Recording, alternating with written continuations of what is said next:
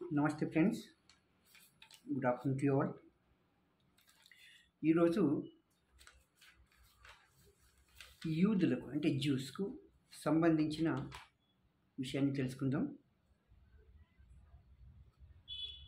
ప్రపంచవ్యాప్తంగా అంటే 1945 కంటే ముందు యూదులకు ఒక ప్రత్యేక దేశం అంటే ఏది లేదు. ఎప్పుడైతే రెండవ ప్రపంచ యుద్ధం పరిసమాప్తమై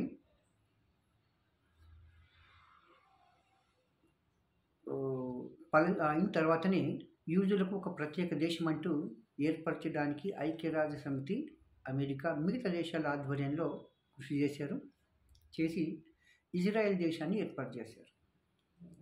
అప్పుడు వారికంటూ స్వంత దేశం ఏర్పడింది కాబట్టి ప్రపంచవ్యాప్తంగా చిందరవందరైనటువంటి ఈ యూదుల జాతి మెల్లమెల్లగా ఇజ్రాయెల్కి రావడం ప్రారంభమైంది.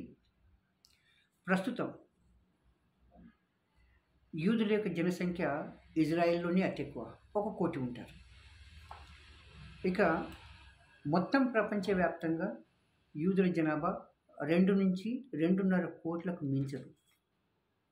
కానీ వ్యాపార పరంగా, టెక్నాలజికల్ అడ్వాన్స్మెంట్ పరంగా కానివ్వండి, డిఫెన్స్ ఎక్విప్మెంట్ మ్యానుఫ్యాక్చరింగ్ కానివ్వండి, మిగతా దేంట్లో అయినా కూడాను వారు అందరికంటే అధికులుగానే ఉంటారు. ఎలానో చూద్దాం. వీళ్ళ యొక్క జనాభా వేరే వేరే దేశాలు విస్తరించింది. ఇక్కడ ఇజ్రాయెల్లో కేవలం 1 కోటి చిల్లర మంది ఉంటారు అంతే. ఇక రెండవ అతి ఎక్కువ మంది ఉండే యూదులు ఎక్కడ అంటే అమెరికాలో 60 నుంచి 75 లక్షల మంది యూదులు ఉంటారు. ఆ తర్వాత మూడవ అతి ఎక్కువ ఆ తర్వాత ఉండేవాడు అర్జెంటీనాలో 1,71,000 మంది, ఫ్రాన్స్లో 44 నుంచి 50 లక్షల మంది, ఇది 2024 జనాభా ప్రకారం. యూకేలో 3 లక్షలు, కెనడాలో దాదాపు 4 లక్షలు, మన భారతదేశంలో 5 లక్షల మంది ఉంటారు, 5,000 మంది ఉంటారు, అంతకంటే కూడా 5,000 మంది మాత్రమే. ఇది వాళ్ళ యొక్క డిస్ట్రిబ్యూషన్, పాపులేషన్ డిస్ట్రిబ్యూషన్ అంటాం ఇది. కానీ ప్రపంచవ్యాప్తంగా ఇప్పటి వరకు వచ్చిన నోబెల్ ప్రైజులన్నింటిలో 25% కేవలం యూదులే గెలుచుకున్నారు. యూదులకి ఇవ్వబడింది. అంత తెలివైన వాళ్ళు వారు. 25% వచ్చిన మొత్తం 100 నోబెల్ ప్రైజులు అనుకుంటే 25 వాళ్ళకి వచ్చినాయి యూదులకు, ప్రపంచవ్యాప్తంగా అందరికి కూడా. ఇజ్రాయెల్లో మాత్రం కేవలం 13 మందికి మాత్రం వచ్చింది. ఇక మిగతా అన్ని దేశాల్లో ఉండే యూదులకు వచ్చినాయి. ఇది వాళ్ళకి. అంతేకాకుండా ప్రపంచవ్యాప్తంగా వాళ్ళు 267 మంది బిలియనీర్లు ఉన్నారు. 2 కోట్ల జనాభాలో 267 మంది బిలియనీర్లు కేవలం ఈ యూదులు మాత్రమే. అంతేకాదు వీళ్ళ సంపాదన మొత్తం ఎంత ఉంటుందంటే ఈ బిలియనీర్ల సంపాదన దాదాపు 1.7 ట్రిలియన్లు, అంటే 1,700 కోట్ల డాలర్లు. సో ఇంత ధనవంతులు కూడా.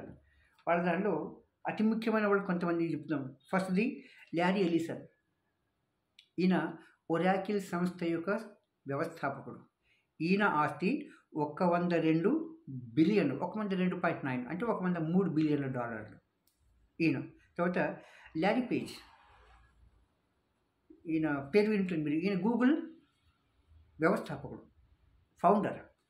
ఆ గూగుల్ అంటే మనకు ఎవరు, సుందర్ పిచాయ్ గుర్తొస్తారు. సుందర్ పిచాయ్ దాంట్లో ఒక ఎంప్లాయీ మాత్రమే, ఈజ్ నాట్ ఎన్ ఓనర్. అలాగే ఈయన ల్యారీ పేజ్ అంటే ఈయన యొక్క ఆస్తి 85.2 బిలియన్ డాలర్స్. తర్వాత మూడో ఆయన సెర్గీ బ్రిన్. ఈయన గూగుల్ యొక్క కో-ఫౌండర్. వీళ్ళిద్దరు కలిపి ఎవరు, ల్యారీ పేజ్ అలాగే సెర్గీ బ్రిన్. ఈయన ఆస్తి దాదాపు ఎంత, 81.8 బిలియన్ డాలర్స్. అండ్ 85, ఇది 81. అలాగే ఇంకో పేరు విన్నామా, ఫేస్బుక్, మార్క్ జుకర్బర్గ్. ఈయన కూడా యూదుడే. ఈయన ఆస్తి $42.7 బిలియన్. ఆ తర్వాత స్టీవ్ బామర్, ఈయన బిజినెస్ మ్యాన్, అలాగే ఇన్వెస్టర్ కూడా. అలాగే ఈయన CEO, Microsoft CEO, Satya Nadella CEO దేనికైతే ఉన్నాడో దానికి ఈయన ఫౌండరు ప్లస్ CEO ఉండే, మొదటి CEO ఉండే ఆయన. ఇప్పుడు 2000 నుంచి 2014 వరకు ఆయనే CEOగా ఉండే. ఎవరు?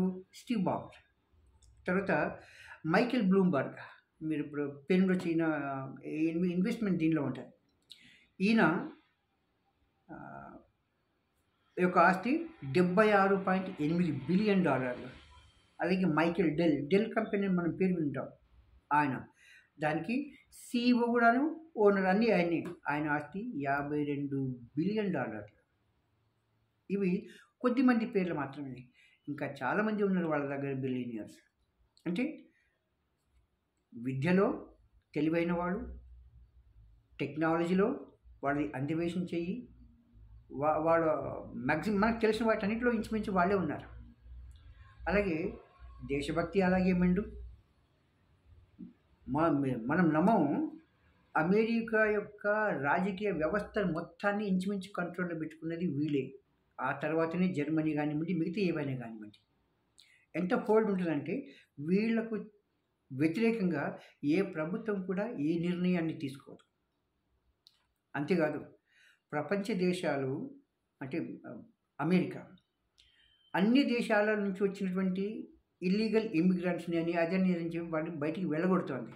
కానీ ఇజ్రాయెల్ వాళ్ళని లేదా యూదులని ఒక్కరిని కూడా బయటికి వెళ్ళగొట్టనివ్వలేదు. వాళ్ళు వెళ్ళగొట్టనివ్వరు కూడా.